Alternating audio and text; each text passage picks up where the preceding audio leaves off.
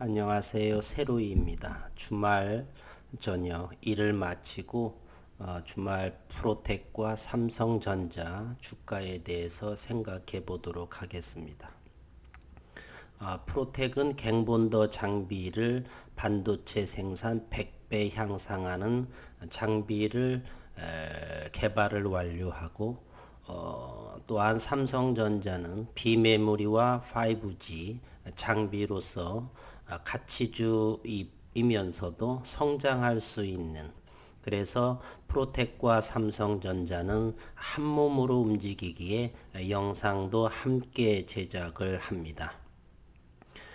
저는 리딩자가 아니라 여러분과 함께 동반자로서 같은 주주로서 같이 공부한 부분을 공유하고 그런 차원으로 영상을 합니다.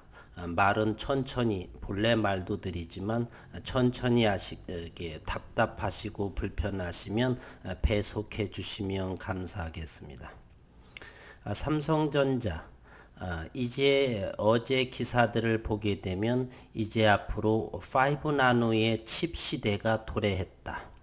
그리고 지난 12일, 이틀 전이죠. 중국 상하이에서 5나노 EUV 공정을 활용한 모바일용 AP칩 엑시노스 1080을 삼성전자는 공개해서 이제 바야흐로 5나노의 초미세 공정의 칩 시대가 도래했다. 이것은 무엇을 의미하는지 기사의 내용도 주가의 기술적인 모습도 함께 보겠습니다. 기업적인 내용을 먼저 보게 되면은요. 죄송합니다. 제가 모니터 두 개를 하다 보는데 오른쪽에 이 파일이 띄워져 있어서 죄송했습니다.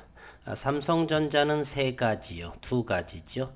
비메모리 시장에서 초미세 공정에 필수적인 누광 장비라고 하는 EUV 장비를 선제했죠. 선점을 하고 그리고 파웨이가 배제된 상황에 반사 이익을 얻는 5G 장비 글로벌 선점을 진행하고 있습니다. 앞으로 2021년 이후는 좀 더 본격적으로 5G 장비도 비메모리를 현재는 대만의 TSMC를 차이가 격차가 많이 벌어진 상태인데 충분히 추격할 수 있는 기술력이 있다라고 생각을 합니다. 프로텍의 갱본더 장비는 현재 양산성을 검토 중에 있습니다. 엑시노스 이어서 애플의 M1까지 5나노 기대감이 고조되고 있다라고 했습니다.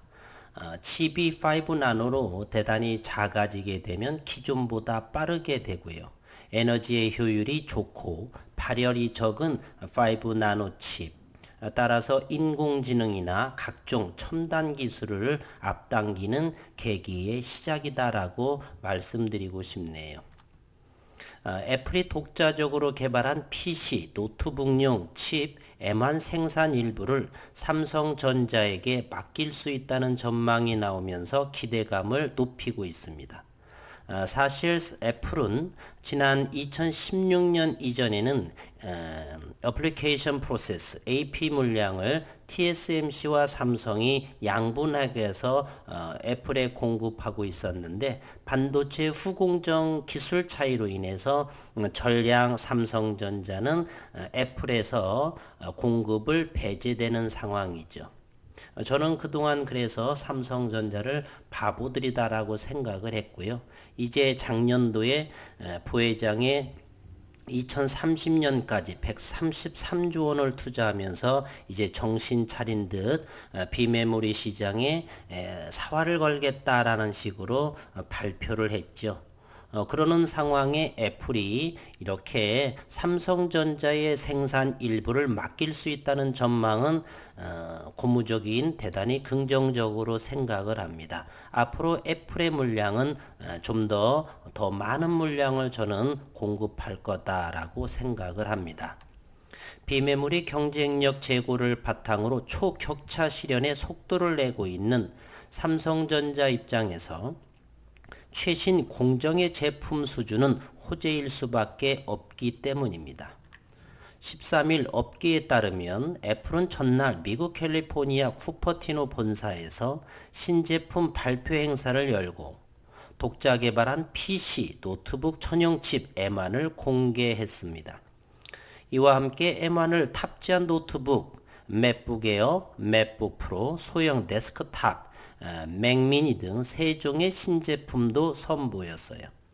앞서 애플은 자체 칩을 활용했던 모바일과 달리 데스크탑과 노트북 제품에 인텔이 공급한 PCU를 그동안 탑재해왔는데 이번 애플의 발표는 놀랄만한 일이죠.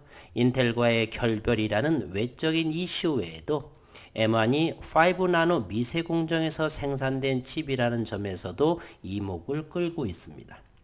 이제 과거의 인텔이고요. 인텔은 5나노급의 기술을 더 이상 따라올 수 없는 지경에 이르렀습니다.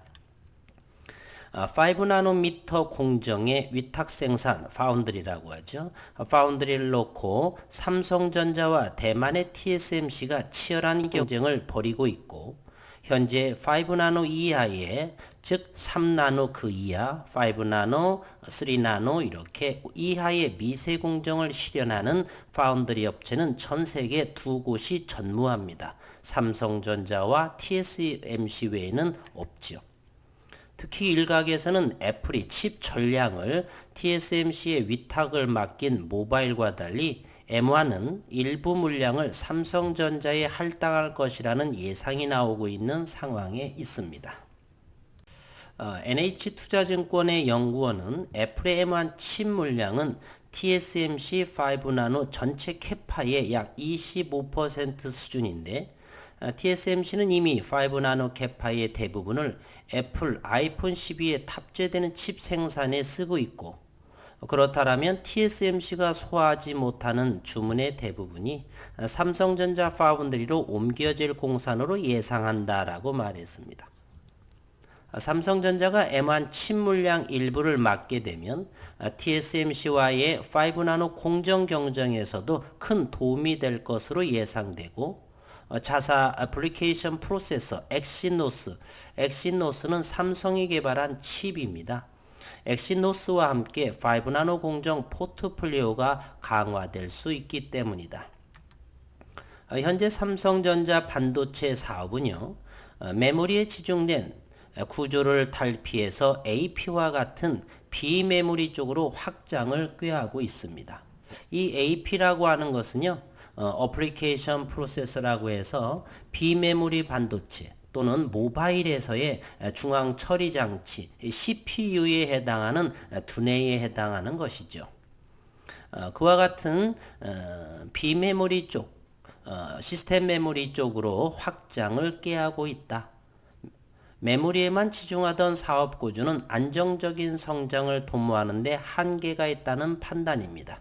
제 생각이지만 이제야 자각을 하는 삼성이라고 생각을 합니다. 반도체는 두 가지가 있다는 걸 알고 계시죠? 메모리 반도체와 비메모리 반도체. 메모리 반도체는 세계 1위가 바로 삼성 맞습니다. 그러나 100% 반도체 시장에서 30% 정도밖에 불과하고요. 70%는 비메모리 분야입니다. 그 비메모리 70% 중에서 53%가 현재 대만의 TSMC가 장악하고 있는 상황. 그리고 삼성은 17% 정도를 한참 낮은 수치를 보유하고 있습니다. 이제 향후 제 생각에는 5년 정도, 4년, 5년 정도가 되면 격차는 대단히 줄어들 것이다. 저는 이렇게 생각을 합니다. 삼성전자가 지난해 4월 반도체 비전 2030을 통해 시스템 반도체 중장기 사업 육성 방안을 발표한 것도 이와 같은 배경이고요. 삼성전자는 올해 말부터 5나노미터 공정에서 AP, 통신 모뎀 대량 생산에 돌입할 예정에 있다. 여기에는 삼성전자 자체 AP인 엑시노스 1000도 포함된 것으로 알려졌습니다. 엑시노스 1000은 내년 상반기 출시 예정인 전략 스마트폰 갤럭시 21 시리에서 첫 선을 보일 것으로 예상되고 있고요. 반도체 업계 관계자는 TSMC가 공격적으로 극차외선 장비를 사들이는 등 삼성전자를 의식한 행보를 지속하고 있다며 이는 그만큼 파운드리 부문에서 삼성전자의 잠재력이 높다는 것을 알 수 있는 대목이다. 그런데 저는 여기서 한 가지 더 언급을 드리고 싶은데요. 극차외선 미세 공정으로 인해서 하게 되면 칩을 회로를 그리는 것이죠. 극자외선이라고 하는 것은 그렇게 되면 반도체의 집적도는 증가할 것이고 그러면 원활한 흐름이 진행되겠지만 저항이라고 하는 한계에 또한 부딪히게 됩니다. 그러면 현재 반도체의 소재로서는 실리콘이 사용되고 있고 실리콘은 머지않아서 이제는 대면적 그래핀 소재로서 바뀔 가능성은 높아집니다. 5G에서 머지않아 6세대, 6세대가 되게 되면 더욱더 용량은 커지고 더욱더 빠른 고효율의 반도체 비메모리가 필요하게 되죠. 따라서 반도체 소재 역시나 실리콘에서 대면적 그래핀 소재로 바뀔 공사는 대단히 빨라지고 있다. 저는 이렇게 생각을 합니다. 현존 대면적 그래핀은 국일 그래핀이라는 곳에서 진행하는 연구가 가장 빠른 것으로 저는 생각이 듭니다. LG, 삼성 다 연구를 하고 있지만 전사공정에 해당되고요.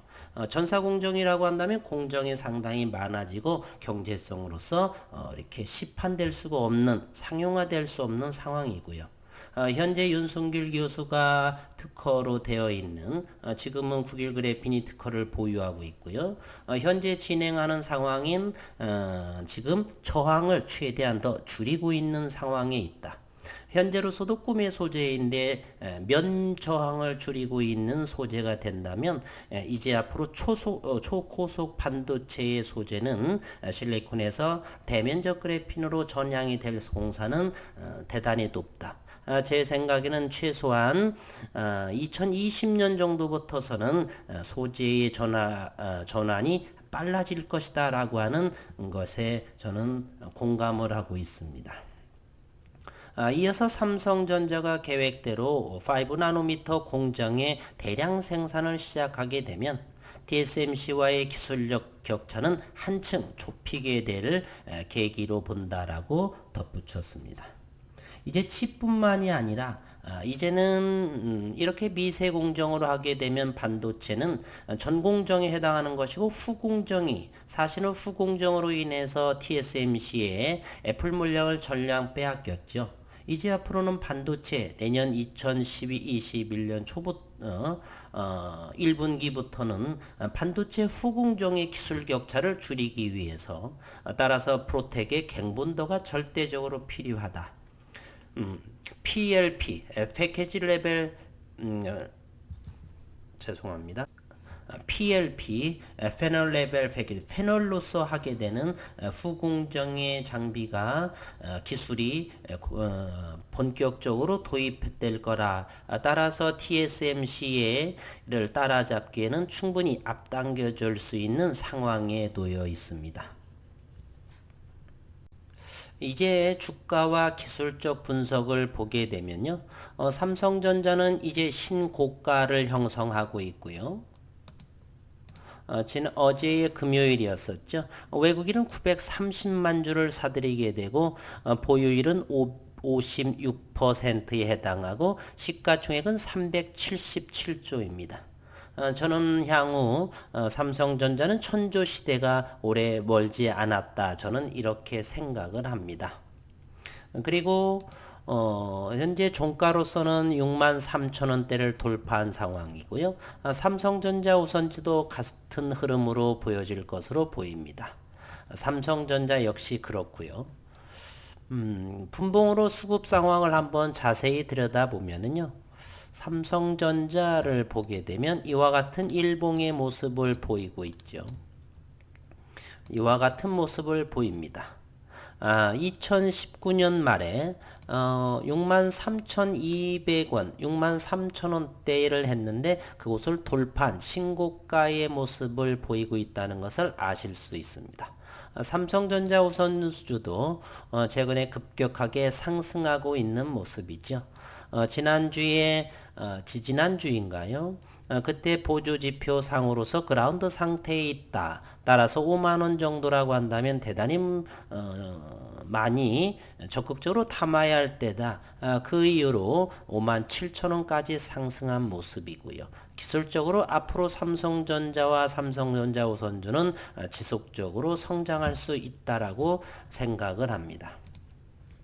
그럼 프로텍의 주가를 한번 보겠습니다. 프로텍도 역시 지난 금요일 28,650원 3.4%의 성장을 보이고 있고요. 주가의 모습은 이와 같은 전체 최고점의 최근 34,000원대에서 현재 28,600원에 향하고 있습니다. 프로텍의 수급 상황을 한번 들여다보도록 하겠습니다. 프로텍은 외국인은 현재 기본 보유 물량을 가지고 있고요. 매수했던 부분 일부 처분하고 그런 상황이 있습니다.